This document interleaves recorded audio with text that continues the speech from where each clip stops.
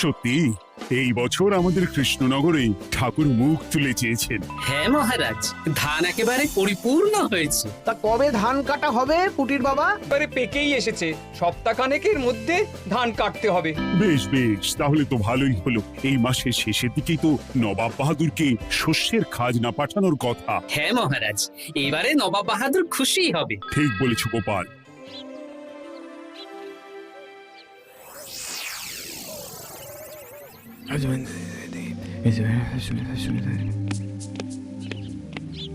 প্রণাম খাম্বাজরাজ। ওই তো কৃষ্ণনগরের মন্ত্রী চলে এসেছে।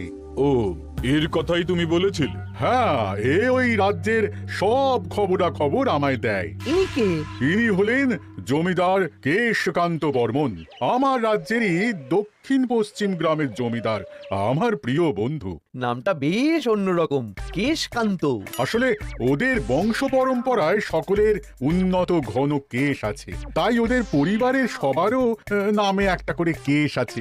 আমি খাম্বাজ রাজের সৌমিত্র এবং সুপরামর্শদাতা। কিছুদিন আগে আমার মাথায় খুব খুশকি হচ্ছিল, মাথার চুল পাতলা হয়ে আসছিল। কিন্তু আমার পরামর্শে একটা তেল মাখতেই মহারাজের মাথার চুল এখন ঘন হয়ে উঠেছে, আর কোনো সমস্যা নেই। বাবা বাবা, ভালো ভালো ভালো। এবার তাহলে কাজের কথাটা বলে দিন।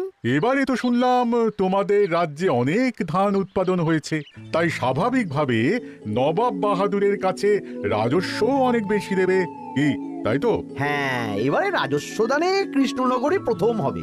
না, তা হবে না। নবাবের কাছে অত ধান পৌঁছবে না, এমনকি কৃষ্ণচন্দ্রের কাছেই চাষিরা বেশি ধান রাজস্ব দিতে পারবে না। সেটা কি করে হয়? পাকা ধানে মই দিতে হবে। বললাম না, ও আমার সুপরামর্শদাতা। হ্যাঁ, আমার মন্ত্রীকে বাণিজ্যের কাজে বাইরে পাঠিয়েছি কিছুদিন, তাই কেশকান্ত মাঝে মধ্যেই আমার কাছে আসে, গল্পগুজব করে আর সুপরামর্শ দেয়। কিন্তু আমি কি করব? তুমি রাতের অন্ধকারে চাষিদের ধান জমিতে পাকা ধানে মই দিয়ে দাও, এমন ভাবে কাজটা করবে যাতে কাকপক্ষীতেও টের না পায়। আর তাতে আমার লাভ? প্রত্যেক বছর নবাব রাজস্ব দানে বিজয়ীকে 3000 মোহর দেয়, আমি তোমাকে তার থেকে 1000 মোহর উপহার দেব। 1000 মোহর? হ্যাঁ হ্যাঁ, যাও যাও যাও, কাজটা শুরু করে দাও। আচ্ছা।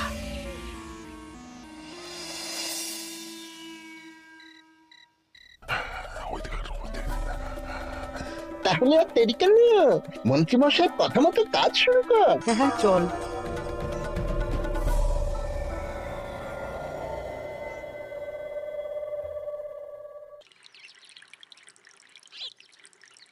এবারে তো চাষাবাদ বেশ ভালোই হয়েছে। আশা করি নবাব বাহাদুরের কাছ থেকে এবারে আমরাই পুরস্কার পাবো। হ্যাঁ মহারাজ, সারা বাংলায় কৃষ্ণনগরের মতো উৎপাদন এই বছরে কোথাও হয়নি। সর্বনাশ হয়ে গেছে মহারাজ, সর্বনাশ হয়ে গেছে। কি সর্বনাশ হয়েছে গো পুটির বাবা? গতকাল রাতে আমাদের সব জমির পাকা ধানে মই দিয়ে দিয়েছে। সে কি?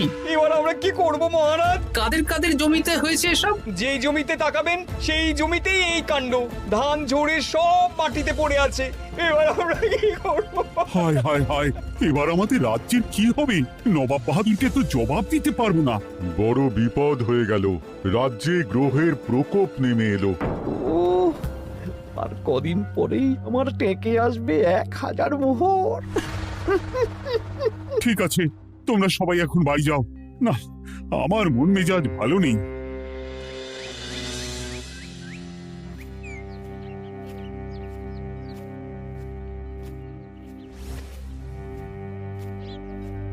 ওগো, তুমি শুনেছো কি হয়েছে? পুঁটির মা হাউ হাউ করে কাঁদছিল গো। হ্যাঁ গিন্নি, পুঁটির বাবা কয়েকজন চাষি ভাইদের নিয়ে রাজসভায় এসেছিল।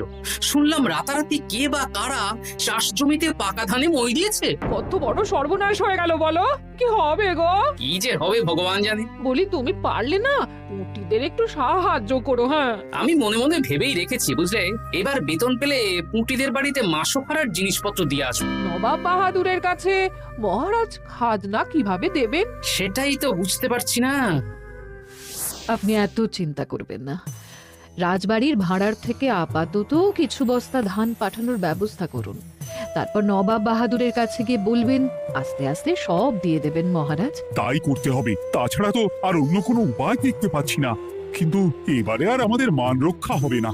দেখি দু একদিনের মধ্যেই যতটা সম্ভব ভাড়া থেকে ধান পাঠানোর ব্যবস্থা করব। এই বছর 10,000 বস্তা ধান রাজস্ব এসেছে খাম্বাজ রাজ্য থেকে, 7,000 বস্তা ধান এসেছে বর্ধমান রাজ্য থেকে, আর মাত্র 100 বস্তা এসেছে কৃষ্ণনগর থেকে। তাই এবছরের বিজয় রাজ্য হচ্ছে খাম্বাজ রাজ্য। খাম্বাজ রাজ্যের রাজার হাতে 3,000 মোহর উপহার হিসেবে তুলে দিচ্ছেন। আর কৃষ্ণচন্দ্র, তোমার রাজ্যের এরকম হাল কেন? এবারে আমাদের সমস্ত রাজ্যের পাকা ধানে কেউ বা কারা মই দিয়ে দিয়েছে। সেসব তোমার মাথা ব্যথা। আমার ধান কোথায়? 100 বস্তা ধান রাজস্ব, কম করে 800 বস্তা ধান রাজস্ব দেওয়ার কথা, কিন্তু তুমি তোমার কথার খেলাপ করেছো। এই বছর আমি নিরুপায় জাহাপানা। আমিও নিরুপায়। হয় তুমি আগামী 1 সপ্তাহের মধ্যে আমাকে 5,000 মোহর দেবে, নইলে কৃষ্ণনগরের সিংহাসন থেকে সরে যাবে। এত বড় শাস্তি দেবেন না নবাব বাহাদুর। আপনি অন্তত মাস 6 সময় দিন, আবার ধান চাষ করিয়ে আপনাকে প্রাপ্য ধান দেওয়া হবে। বেশি কথা বলছো কৃষ্ণচন্দ্র। তুমি 5,000 নয়, 6,000 মোহর 1 সপ্তাহের মধ্যে দেবে। বেটা গোপাল বেশি পাকা, অত কথা বলতে কে বলেছিল? গোপাল, এটা তুমি কি করলে? হায় হায় হায়! সর্বনাশের সময় যখন ঘনিয়ে আসে তখন বিপদের ওপর বিপদ এভাবেই আসে। আমার পাওনা। আরে এখন না, তোমাকে পাঠিয়ে দেব। ওই দেখুন, খাম্বাজ রাজের সাথে কথা বলছে। এখন বেশি কথা বললে কৃষ্ণচন্দ্র আর গোপাল সন্দেহ করবে। চলুন তো দেখি ওখানে গিয়ে কি কথা বলছে। কি কথা বলছো মন্ত্রী? মন্ত্রী আমায় বিজয় অভিনন্দন জানাচ্ছিল। বিজয় অভিনন্দন তো উপহার পাওয়ার সময় জানাতে পারতেন মন্ত্রী মশাই। যাই হোক, আপনাকে তো ঠিক চিনতে পারছি না। আমার নাম কেশকান্ত, আমি খাম্বাজ রাজ্যের দক্ষিণ পশ্চিম গ্রামের জমিদার। কেশকান্ত আমার বিশেষ বন্ধু। আপনার কেশ নিয়ে বেশ ভাব দেখছি। হ্যাঁ, ওই কদিন আগে তো খাম্বাজ রাজের মাথার চুল পাতলা হয়ে আসছিল, খুশকি হচ্ছিল আর কি। তো ওনার পরামর্শে একটা তেল মেখেই তো খাম্বাজ রাজের আবার ঘন কালো চুল ফিরে এসেছে। কেশকান্ত জমিদার হতে পারে, কিন্তু ওর অর্থনৈতিক অবস্থা তাবর রাজাদের থেকে অনেক ভালো। কয়েক হাজার বিঘা জমির মালিকও, তার সাথে চুলের তেলের ব্যবসা করেও হাজার হাজার মোহর রোজগার করে। এই এখন চুল নিয়ে চুলোচুলি না করে চল কৃষ্ণনগরে ফিরি। এমনিতেই মন মেজাজ খারাপ, 1 সপ্তাহের মধ্যে আবার 6,000 মোহর জোগাড় করতে হবে। হ্যাঁ, চলুন চলুন।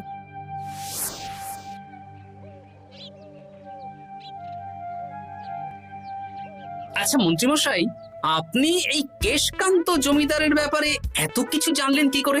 ওনার সাথে তো আমাদের আজই প্রথম দেখা। হাওয়ায় কত খবরই ভেসে আসে, সেরকম আমার কানেও এসেছিল।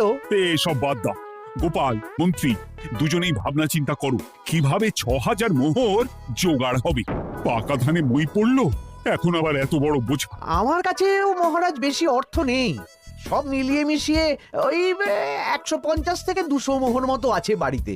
যদি বেশি থাকতো আমি আপনাকে নিশ্চয়ই সাহায্য করতাম মহারাজ। তাও করতেন কিনা সন্দেহ। তুমি চুপ করো। মন্ত্রীমশাই ওই লোকটাকে জানলো কি করে? এই লোকটাকে তো আগে দেখারই কথা না। না, ব্যাপারটা নিয়ে ভাবতে হবে। চলুন চলুন।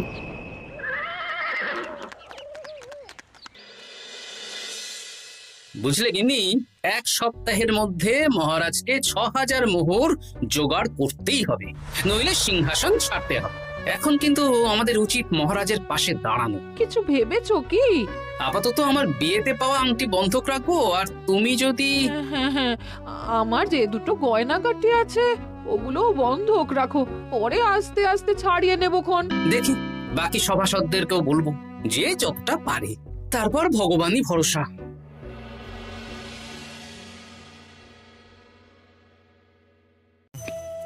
আপনি এত চিন্তা করবেন না মহারাজ। চিন্তা না করে কি আর কোনো উপায় আছে? সিন্ধুকে যা আছে তা দিয়ে 3,000 মোহর হয়ে যাবে, কিন্তু তারপর আর কি করব? এবার কি নিরুপায় হয়ে জায়গা জমি বিক্রি করতে হবে? কিছু একটা করতেই হবে। আপনি গোপালকে একবার বলে দেখুন, প্রত্যেকবার যখনই বিপদে পড়েছেন তখন গোপালই আপনাকে বাঁচিয়েছে। দেখি আগামীকাল রাজসভা শুরু হওয়ার আগে গোপালের সাথে ব্যাপারটা নিয়ে আলোচনা করব।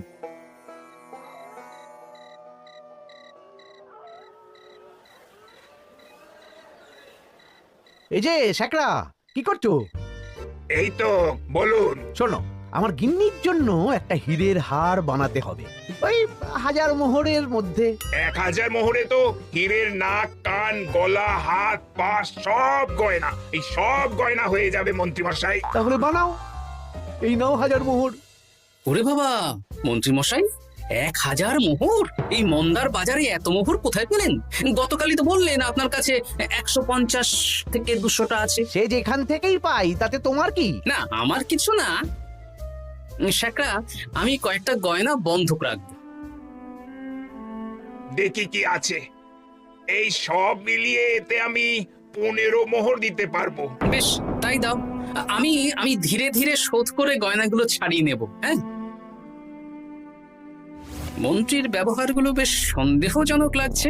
দেখি, গুপ্তচরকে কাজে লাগাতে হবে। মন্ত্রীর পিছনে ছায়ার মতো লেলিয়ে দিতে হবে।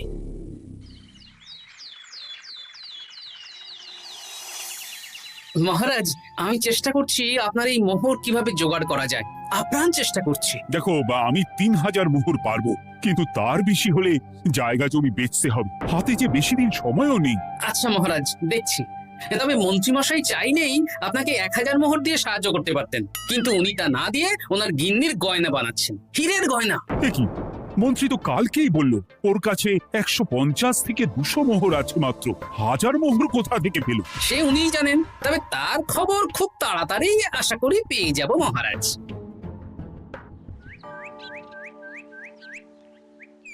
কাজটা একদম ঠিক করলেন না মন্ত্রী মশাই। আপনার কথা শুনে আমরা সবার জমির পাকা ধানে মই দিলাম, কিন্তু আমরা একটা পয়সা পেলাম না। আপনি যে এই কাজ করার জন্য খাম্বাজ রাজার কাছ থেকে ওই 1000 মোহর উপহার পেলেন, সেটা দিয়ে গিন্নির গয়না বানাতে দিলেন, কিন্তু আমাদের বেলায় লবডঙ্কা। তোদেরকেও দেবো, একটু সবুর কর, আগে গিন্নির মাথাটা ঠান্ডা করি। না না, আমাদের এক্ষুনি চাই। আরে এক্ষুনি কি করে দেবো, আমার হাত খালি। আচ্ছা আচ্ছা, ঠিক আছে, এই নে 2 মোহর ধর, 2 ভাই ভাগ করে নি, পরে আরো দেবো। এটা কিন্তু ঠিক না। এসব আলোচনা খোলামেলা জায়গায় করা উচিত না। উফ, পরে তোদের সাথে কথা বলবো, এখন যেতে দে, বাজার করব, তারপর আবার রাজসভা আছে। আচ্ছা, এই ব্যাপারটা মহারাজকে আর গোপাল দাদাকে জানাতে হবে। গোপাল দাদা, মহারাজ আসল খবর পেয়ে গেছি। কি খবর? আমি একটু আগে শুনলাম। কাজটা একদম ঠিক করলেন না মন্ত্রী মশাই। আপনার কথা শুনে আমরা সবার জমির পাকা ধানে মই দিলাম, কিন্তু আমরা একটা পয়সা পেলাম না। আরে তোদেরকেও দেবো, একটু সবুর কর। মন্ত্রী, আমি না তোমাকে বেরেই ফেলবো। মহারাজ, মন্ত্রী মশাই এখানে গৌণ। উনি অর্থের লোভে এসব করেছেন, আর ওনাকে দিয়ে করিয়েছেন খাম্বাজ রাজ। হ্যাঁ, যাতে এবারে বিজয়ী হতে পারেন। তাই আপনি এই খবর 5 কান করবেন না মহারাজ। আমি খাম্বাজ রাজ আর ওই কেশকান্তর কাছ থেকে ক্ষতিপূরণ ঠিক আদায় করে আনবো। কিন্তু কিভাবে? শুনুন তাহলে।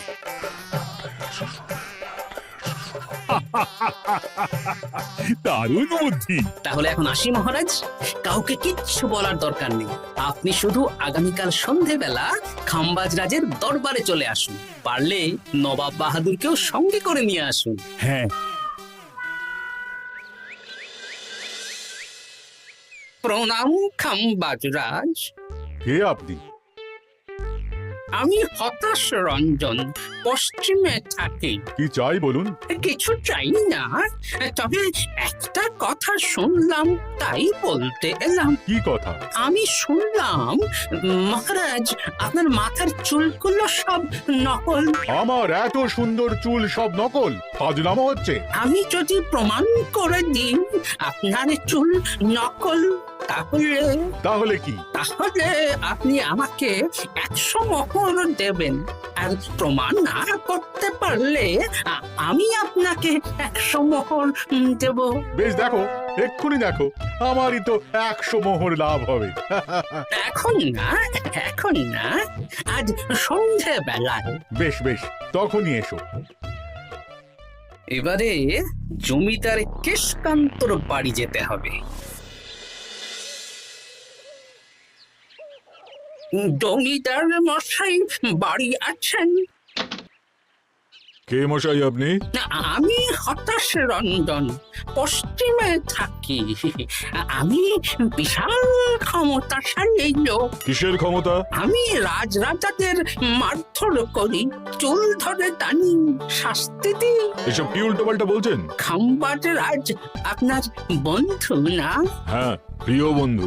ওনাকেও আমি আপনার সামনে চুল ধরে টানবো, কিন্তু উনি কিচ্ছু করতে পারবেন না। উনি আপনাকে শুলে চড়াবেন। কিছুই করতে পারবেন না, বললাম না আমি বিশাল ক্ষমতাশালী লোক। বিশ্বাস হচ্ছে না তো? তাহলে বাজি ধরুন, 10,000 মোহরের বাজি। 10,000 মোহরের বাজি? হ্যাঁ, আজ আমি খাম্বাজ রাজের রাজবাড়ি যাব, আর আমার শক্তি প্রদর্শন করব। ওনার চুল ধরে টানা হেঁচড়া করব, ওনাকে আহত করব, কিন্তু উনি আমাকে কিছুই করতে পারবেন না। বেশ রাজি, বাজি 10,100 মোহর দিতে পারবেন তো? হ্যাঁ, আমি বাজি হারলে আপনাকে দেব 10,100 মোহর। দরকার হলে ওই কাগজে কলমে লিখিত পরিত করে নিন। বেশ, তাহলে তাই হোক। কিন্তু হ্যাঁ, একটা কথা, আমি শক্তি প্রদর্শন করার আগে থেকে প্রক্রিয়া চলাকালীন সময় পর্যন্ত আপনি খাম্বাজ রাজের সাথে কোনো কথা বলতে পারবেন না। বেশ বেশ।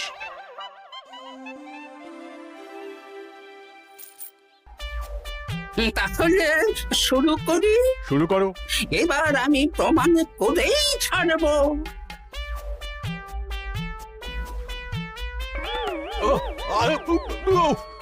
লাগছে লাগছে বাবারে, লাগছে এই সে। লাগছে এ তো সত্যি সত্যি চুল ধরে টানছে। লাগছে লাগছে বাবারে, বাবা। ওরে বাবা রে বাবা, কি শক্ত! এ কি, খাম্বাজরাজ কিছুই তো বলছেন না? তাহলে কি আমি হেরে গেলাম? না না খাম্বাজ রাজ, আমার ধারণা ভুল, যা শুনেছি তাও ভুল। এবার বিশ্বাস হলো তো? দাও দাও, এবারে 100 মোহর দাও। দিন কেশকান্ত মশাই, আমাকে 10,100 মোহর দিন। এ কি, ও তোমাকে 10,100 মোহর কেন দেবে? ওনার সাথেও তো বাজি ধরেছিলাম। কি বাজি? আপনার এখান থেকে বেরিয়ে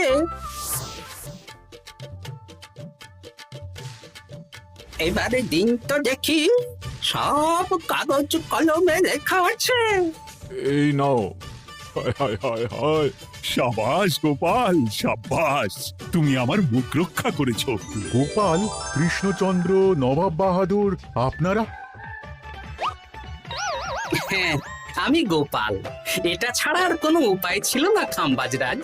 আপনি আমাদের মন্ত্রীর মাথা খেয়ে যে জঘন্য কাজটা করিয়েছেন, সেটা তো আর প্রমাণ করতে পারতাম না। তাই ছলে বলে কৌশলে আপনার প্রিয় বন্ধুর কাছ থেকে আদায় করে নিলাম। হ্যাঁ নয়? হ্যাঁ।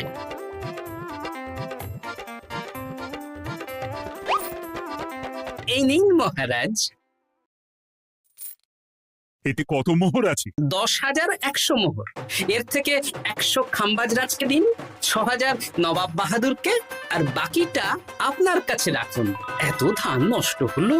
কৃষ্ণচন্দ্র আমাকে সবটা বলেছে, আর ওর মন্ত্রীকেও নিয়ে এসেছি।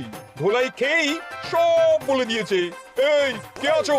কৃষ্ণনগরের মন্ত্রীকে নিয়ে এসো।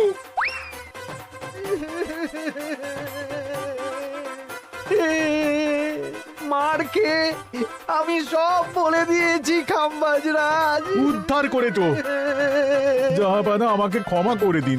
এর কোনো ক্ষমা নেই, তোমাকে আমি কারাগারে বন্দি করব। হায় হায় হায়, সামান্য টাকার লোভ করতে গিয়ে পুরো মাঠে মারা গেলাম।